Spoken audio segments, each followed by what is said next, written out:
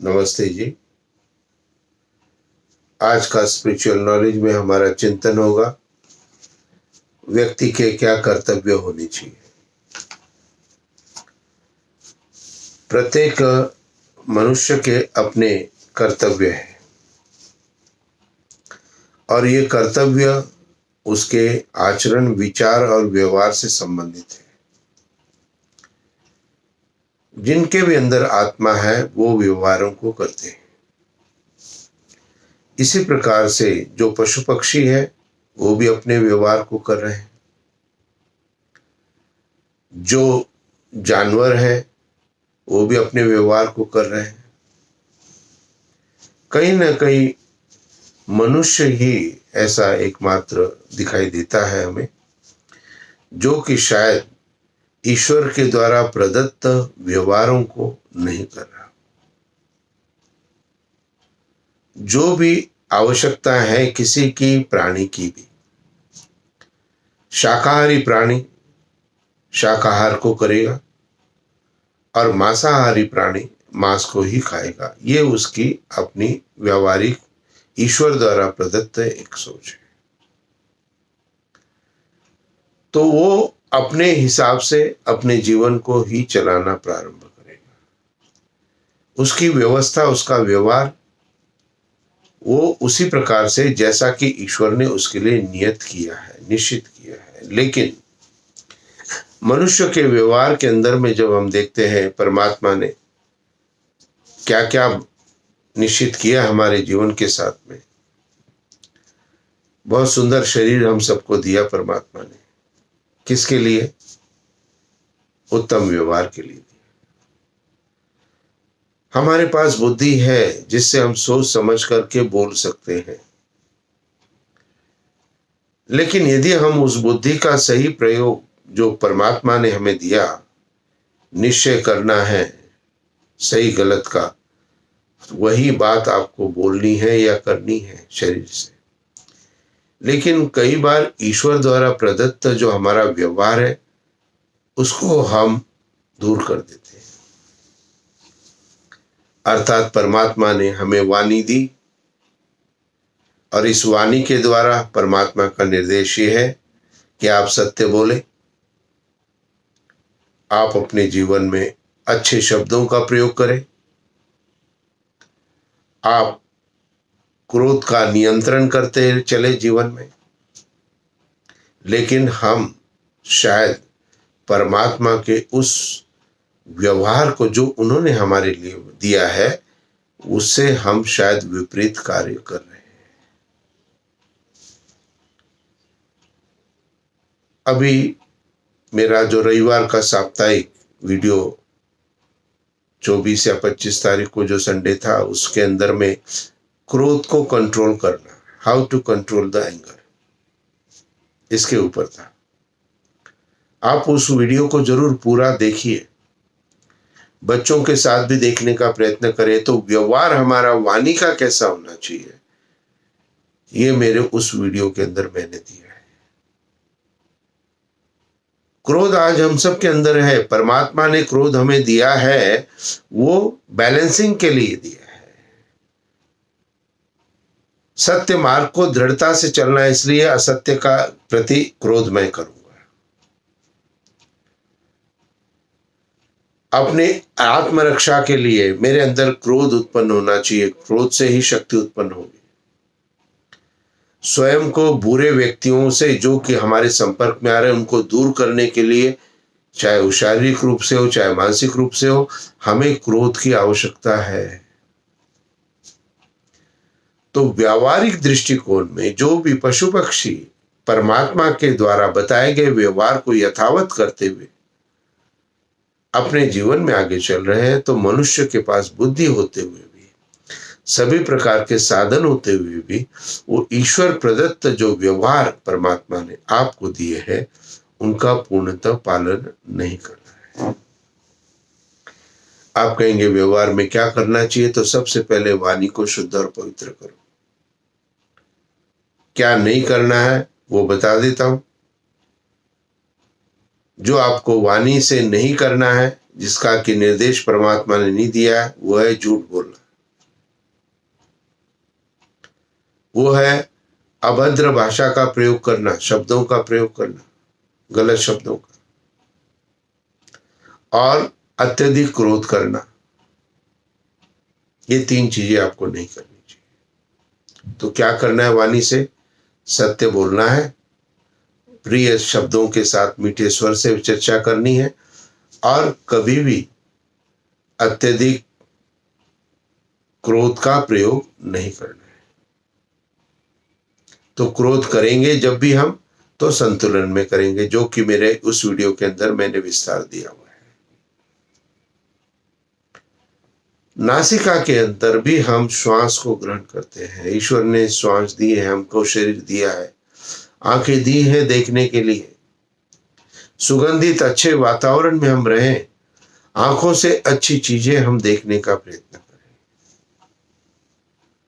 आंखें ईश्वर ने दी है, सही या गलत आप देख सकते हो, लेकिन ईश्वर ने व्यवहार करने के लिए आपको दी है, वो अच्छी चीजें देखने के लिए दी है, बुरी चीजों के लिए नहीं दी है। कान परमात्मा ने आपको दिए हैं। कान किस लिए परमात्मा ने दिए? आपके व्यवहार की शुद्धता के लिए, कि आप इस कान के माध्यम से अच्छे अच्छे प्रवचन सुनिए, अच्छे अच्छे उपदेश सुनिए, अपने जीवन का निर्माण करिए, अच्छे भजन प्रवचन आदि जो भी कुछ सही अच्छा प्रतीत होता है, उन सब को सौम्यता के साथ अपने अंदर ग्रहण करें। तो परमात्मा ने इसलिए कान दिए हमें, लेकिन हम कान का प्रयोग किसके लिए कर रहे हैं? कि हमारी कान की एक वासना, जो विपरीत परिस्थिति, जो परमात्मा की व्यवस्था से विपरीत है, वो है किसी की निंदा सुनना। आज हमें उस निंदा को सुनने में या वाणी से बोलने में ज्यादा रुचिकर प्रतीत हो रहा है। निंदा पीछे नहीं करनी है, वेद का ये निर्देश है। निंदा सामने करनी है व्यक्ति के, और पीछे क्या करनी है? प्रशंसा करनी है। ये व्यवहार ईश्वर ने बताया वाणी का। लेकिन हम करते क्या है? हम प्रत्यक्ष तो गुणगान करते हैं और पीछे निंदा करते हैं। तो ईश्वर के व्यवहार के विपरीत वाणी का प्रयोग हम कर रहे हैं। निंदा आदि को सुनना किसी के भी, वो भी हम ईश्वर के उस व्यवहार को हम कर रहे हैं गलत। और हाथ और पैर भी हमारे व्यवहारों को करते हैं, तो उत्तमता दें हम अपने इन हाथों को भी, कि ये परमात्मा द्वारा प्रदत्त पुण्य कर्मों को करने में समर्थ हो सके। इन हाथों से हम पुण्य कर्म ही अधिक करने का प्रयत्न करें, पाप कर्म हमारे इस हाथ से कभी ना हो। और पैरों को भी हम ईश्वर की व्यवस्था में दें। ईश्वर ने आपको जो शारीरिक रचना में पैर दिए हैं, उसके माध्यम से आप किसी के घर जाते हो। अब ईश्वर ने पैर आपको इसलिए दिए थे कि आप किसी अच्छे और सच्चे मित्र के घर जाओ, लेकिन इन्हीं पैरों का दुरुपयोग करते हुए ईश्वर की व्यवस्था के विपरीत हम बुरे मित्र के घर भी जाते हैं। तो शारीरिक रचना के अंदर जो परमात्मा ने ये जितने भी व्यवहार मुझे करने हैं, पारिवारिक रूप से, सामाजिक रूप से, राष्ट्र के रूप में भी हम कह सकते हैं, इन सभी व्यवहारों को हम उत्तमता से करने का प्रयत्न करें। तो ईश्वर से प्रार्थना कि आज से हम अपने व्यवहार, जो हम मुख, नासिका, आंख, कान, हाथ और पैर से कर रहे हैं, उन सभी का व्यवहार हमारा आज से ईश्वर द्वारा प्रदत्त उत्तमता के लिए हम प्रयोग करना प्रारंभ करेंगे। कई बार किसी से चर्चा करते, हम फोन पे बातें हो रही है, अच्छी बातें हो रही है, ठीक बात हो रही है, उसके परिवार की, अपने परिवार की भी चर्चाएं हो रही है, अचानक वह व्यक्ति किसी अन्य व्यक्ति की निंदा करना प्रारंभ करता है। ऐसी स्थितियां भी हमारे सामने कई बार आती है। तो अभी तक तो हम उससे बहुत तन्मयता से बात कर रहे थे, अब हम निंदा को सुनना नहीं चाहते। तो क्या करना है? उस व्यक्ति को उस निंदा से डाइवर्सिफाई करना है किसी अन्य बात की। अच्छा छोड़ो, उसका छोड़ो, आप अपना बताइए, आपके घर में सब ठीक है ना, आपके बच्चे ठीक है ना? या आप नहीं संभाल सकते तो आप ये कह दीजिए अभी मैं थोड़ा बिजी हो रही हूं, थोड़ी देर बाद हम बात करते हैं। कहीं भी निंदा का कोई भी प्रश्न आता है, आपके सामने उपस्थित होता है, जहां आपको सुननी पड़ रही है, वहां आप ये व्यवस्था दे सकते हैं कि उस जगह से हट जाए। ईश्वर के व्यवहार हम देखना प्रारंभ करें। एक 10-12 वर्ष के बालक से मैंने एक प्रश्न ऐसे ही पूछा। मैंने कहा बेटा बताओ, ईश्वर ने मुख दिया है, क्यों दिया है? उसने कहा अच्छा बोलने के लिए। मैंने कहा आंखें दी है, किसके लिए दी है? कि अच्छा देखने के लिए। और मैंने पूछा कान दिए हैं, कान किस लिए दिए? और 2 किस लिए दिए हैं? तो बालक अपनी बालक बुद्धि से कहता है एक कान से सुनने के लिए और दूसरे कान से निकालने के लिए।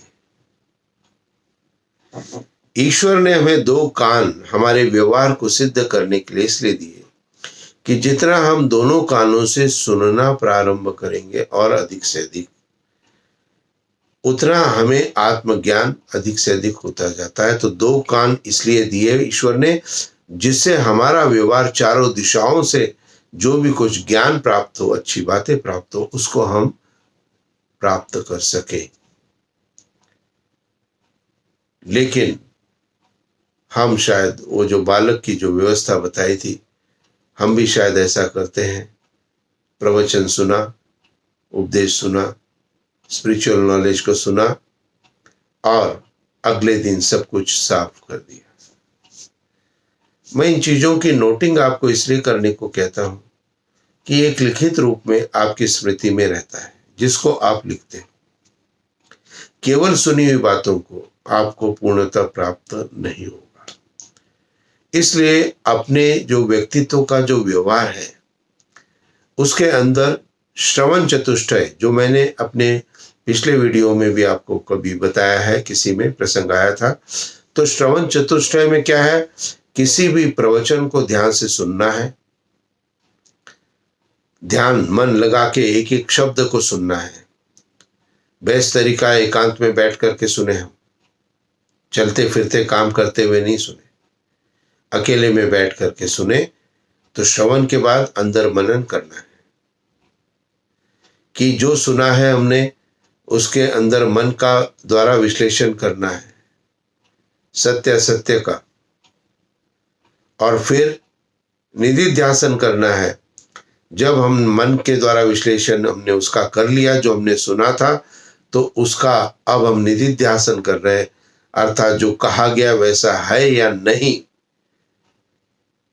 ठीक है या नहीं, सही है या नहीं, इसको हम समाधि अवस्था में बैठ करके चिंतन करें। और उसके बाद साक्षात्कार चौथा भाग है कि हम प्रैक्टिकल अपने जीवन में उसको धारण करें। तो जो स्पिरिचुअल नॉलेज के मेरे वीडियो आप देख रहे हो नित्य प्रति, इसको आपने सुना एकांत में बैठ करके, ध्यान से मन लगा करके, 1 बार नहीं 2 बार 5 बार भी सुन सकते हो आप अपने ज्ञान के लिए, क्योंकि कई बातें पहली बार में ध्यान में नहीं आती है। दूसरी बार सुना, तीसरी बार सुना, तो ध्यान से एकांत में सुनना है और सुने हुए पर मनन करना है, और मनन किए हुए पर विचार करना है कि ये कितना सही गलत है, और जो चीज आपको प्राप्त हुई उसको जीवन में धारण करना है। लेकिन यदि आप केवल श्रवण पर ये स्पिरिचुअल नॉलेज के वीडियो को देखते रहोगे कि आचार्य जी रोज भेज रहे, हम रोज कर रहे हैं। पहले मैं मैसेज भेजा करता था, अब मैं वीडियो यूट्यूब आ गया, तो अपने आप सुलभता सबके लिए हो गई। तो इसलिए मैं किसी के पास कोई ज़्यादा विशेष मैसेजेस नहीं भेज रहा हूँ, लेकिन कभी कभी मैं चाहता हूँ कुछ अच्छे मैसेजेस भी आपको भेजूँ।